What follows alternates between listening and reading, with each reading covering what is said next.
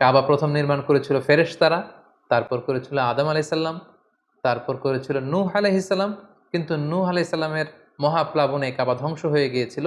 সেটাকে আবার পুনর্নির্মাণের জন্য আল্লাহ তাআলা সাইয়েদনা ইব্রাহিম আলাইসাল্লামকে বললেন, আবার মাইগ্রেট করো ফ্রম প্যালেস্টাইন টু মক্কা। আমরা যদি সাইয়েদনা ইব্রাহিম আলাইসাল্লামের জীবনী দেখি, কতবার যে তিনি মক্কা থেকে ফিলিস্তিনে এসেছেন, আবার ফিলিস্তিন থেকে 1200 কিলোমিটার পথ পাড়ি দিয়ে তিনি মক্কায় গিয়েছেন, তার কোনো ইয়ত্তা নেই। তিনি কাবা নির্মাণের জন্য গেলেন এবং সন্তান ইসমাইলকে নিয়ে কাবা নির্মাণ করলেন। আল্লাহ তাআলা বললেন, ওয়াইদ বাওয়া'না লিইব্রাহিমা মাকানাল বাইত। আমি ইব্রাহিমকে, I pointed out for Ibrahim the site of the house. Kaaba ঘরের সাইটটা আমি দেখিয়ে দিলাম, এটা কতটুকু উঁচু হবে, কতটুকু দৈর্ঘ্য হবে, কতটুকু প্রস্থ হবে, তার সবটুকু আমি ইব্রাহিমকে বুঝিয়ে দিলাম।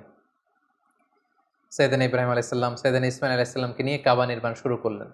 ছোট্ট ছেলে ইসমাইল পাথর কেটে এনে বাবার কাছে দেয়। বাবা ইব্রাহিম আলাইসাল্লাম রাজমিস্ত্রির ভূমিকায় অবতীর্ণ হলেন।